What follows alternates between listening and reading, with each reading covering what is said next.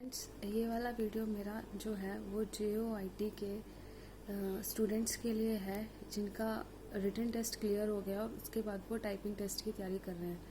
Friends, मैं समझ सकती हूँ कि टाइप टेस्ट क्लियर करना रिटन टेस्ट से के क्लियर करने से भी ज़्यादा टफ होता है, क्योंकि टाइपिंग एक स्किल है और इसकी आपको कॉन्टिन्यूटी में प्रैक्टिस चाहिए होती है, जो हम सब नहीं करते हैं।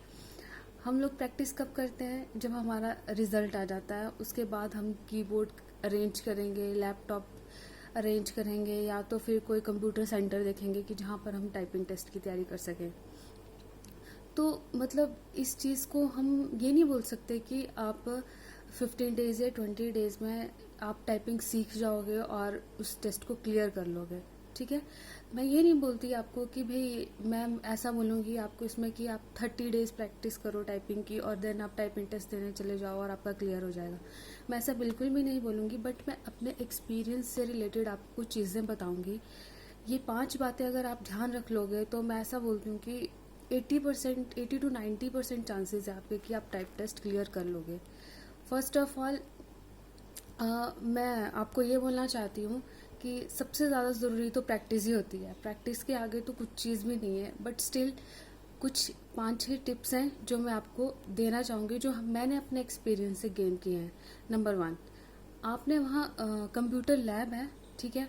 जब आपकी एंट्री होगी सारी फॉर्मेलिटीज़ होने के बाद, तो आपने सबसे पहले क्या करना है कि अगर आप अपना कीबोर्ड लेके गए हैं, मैं आपको यही एडवाइस करूँगी कि आप अपना कीबोर्ड लेके जाइए, क्योंकि आपको नहीं पता कि सामने वाले कीबोर्ड की कौन सी की चल रही है और कौन सी की नहीं चल रही है।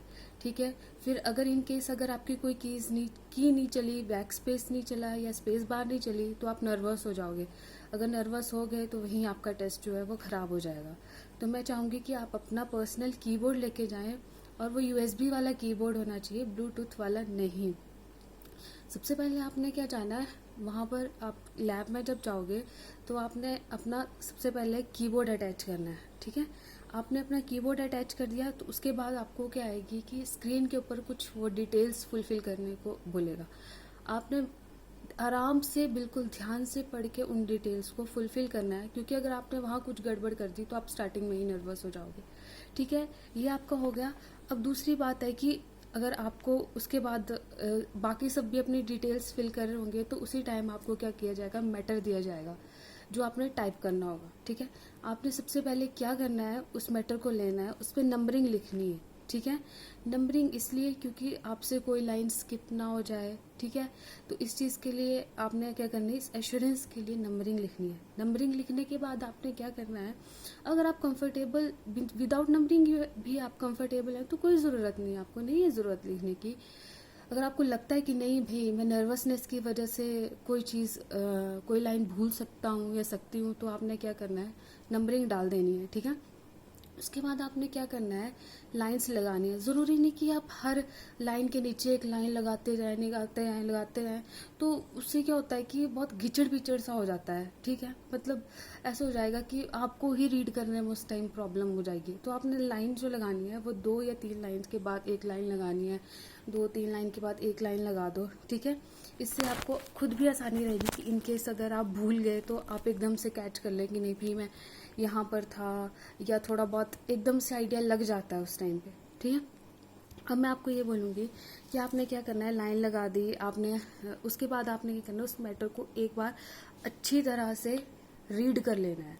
ठीक है, ऐसा करने से आप उस मैटर के लिए थोड़ा बहुत फ्रेंडली हो जाओगे कि नहीं, मैंने इन केस अगर आप किससे स्पेलिंग भी गलत हो रही है तो आपके माइंड में होगा कि मैंने ये चीज़ पढ़ी थी तो उसकी स्पेलिंग यही होनी चाहिए।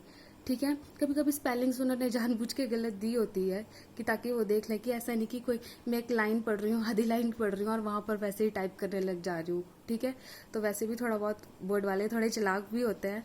ठीक है, तो इस चीज़ के लिए कि आप मैटर फ्रेंडली हो जाएं, इसके लिए आपने उसको क्या करना है, रीड करना है। ठीक है, अब सब मुद्दा ये आता है कि बहुत सारे बच्चे बोलते हैं नॉइज़ होती है, नॉइज़ होती है, नॉइज़ होती है, नॉइज़ होती है। इट्स ओके, आपका टेस्ट है, वो चीज़ आपको फेस करनी ही पड़ेगी। ठीक है, नॉइज़ आपको फेस करनी ही पड़ेगी, बट कोई बात नहीं, मैं आपको ये सजेशन दूंगी कि आपने क्या करना है, कुछ सेकंड्स पहले बाकी बच्चों से पहले ही अपना टेस्ट शुरू कर देना है। ठीक है। जैसे कि मैम स्टार्ट करने वाले ही होंगे, उससे पहले ही आपने क्या करना है, ओके जहाँ पर ऑप्शन आएगी वहाँ ओके ओके करके स्टार्ट कर देना है। चाहे आप 2 सेकंड्स पहले करें, 3 सेकंड्स पहले करें, कर लें, ठीक है, ताकि उस नॉइस से आपको क्या हो, डिस्टर्बेंस ना हो। और ऐसा नहीं करना कि टाइप कर रहे हैं और मैटर को ही देखे जा रहे हैं, नहीं, बीच बीच में एक एक नज़र आपने अपनी स्क्रीन के ऊपर भी देनी है। जैसे कि थोड़ा टाइप कर लिया 1 मिनट 2 मिनट, उसके बाद आप स्क्रीन पे भी देख लो कि कहीं आप कैपिटल में टाइप तो नहीं कर रहे हैं, कहीं आप गलत तो नहीं टाइप कर दे रहे हैं, ठीक है। नज़र मतलब होनी चाहिए, आपका तालमेल होना चाहिए, ऐसे नहीं कि एक ही साइड पे लगे हुए, ठीक है। और सबसे ज़रूरी बात ये कि हम नर्वस होते हैं, ऑब्वियस सी बात है, सबकी फिंगर जो होती है वो शिवर करती है, मेरी भी की थी, मेरे आसपास सब लोग बैठे थे, सबको वैसा ही डर होता है जैसा आपको है।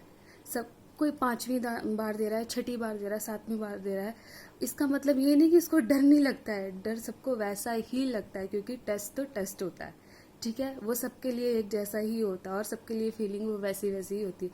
चाहे वो ऐसा ही बोल दे कि मैंने 5 बार क्लियर किया, 6 बार क्लियर, दैट डजेंट मैटर। वो मैटर करता है कि उस टाइम पे उसने कैसा लिखा है, कैसा टाइप किया है, ठीक है। तो आपने ऐसा करना है कि अगर आपकी फिंगर शिवर हो रही है और आपको लग रहा है कि मैं बार बार गलत ही टाइप हो रहा है और आप बार बार बैक स्पेस ले रहे हो, तो आपने क्या करना है, कुछ टाइम के लिए अपनी उंगलियां जो है वो कीबोर्ड से हटा देनी है और कुछ सेकंड्स के लिए हटानी है, फिर थोड़ा सांस लीजिए, फिर से आप कीबोर्ड पे रखिए। कुछ नहीं, आपके कितने सेकंड वेस्ट होंगे ये सब करने में, 4 से 5 सेकंड्स, बट उस बैक स्पेस से तो कहीं ज़्यादा अच्छा है, उस इतने ज़्यादा प्रेशर से तो कहीं ज़्यादा अच्छी वो चीज़ है। आपने करनी है, उंगलियां उठानी है और थोड़ी सेकंड्स के बाद फिर से अच्छे से रख देनी है और अपनी कंटिन्यूटी में टाइप करते रहना है, ठीक है। तो इससे रिलेटेड आपकी कुछ भी आपको लगता है कि हाँ कुछ पूछना है, तो आप मेरे को कमेंट सेक्शन में लिख सकते हैं। Thank you, all the best.